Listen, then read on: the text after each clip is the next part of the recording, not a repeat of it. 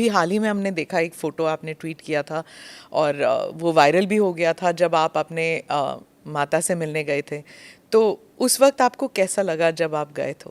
देखिए, मैं कई वर्षों के बाद गया था। जी। मेरे पिताजी का जो है देहांत 2020 में हो गया था।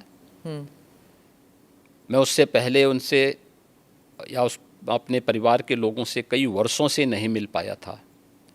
संजोग से कोरोना कालखंड प्रारंभ हो चुका था, लॉकडाउन प्रारंभ हो चुका था, तो उनके अंतिम संस्कार कार्यक्रम में मैं भाग नहीं ले पाया था।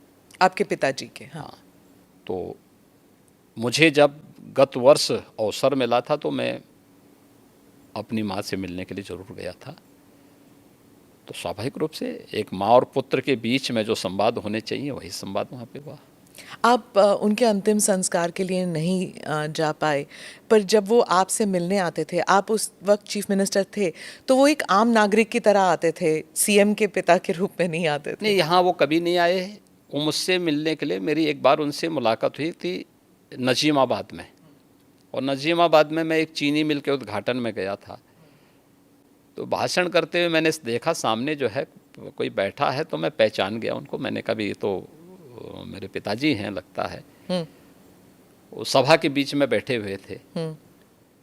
तो फिर मैंने सभा समाप्त होने के बाद अपने साथ के कुछ लोगों से कहा, मैंने कहा देखो यार वो आए हैं तो उनको बुलाओ, थोड़ा मुलाकात करते हैं। तो तब मेरी मुलाकात हुई थी।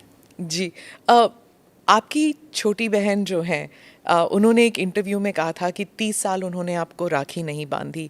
2022 में एक इंटरव्यू में उन्होंने कहा कि कई वर्ष पहले जब उन्हें पता लगा कि आप घर छोड़ के आप योगी बनने के लिए निकले हैं, तो उन्होंने कहा कि वो भिक्षा मांगने वाले संतों में आपको ढूंढ रही थी और मिले नहीं आप उन्हें।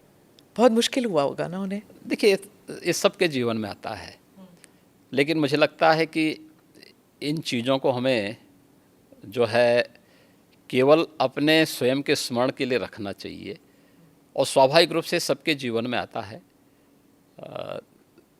कई वर्षों के बाद जो है इस चीज़ें चलती रहती हैं। मुझे लगता है यही जीवन है।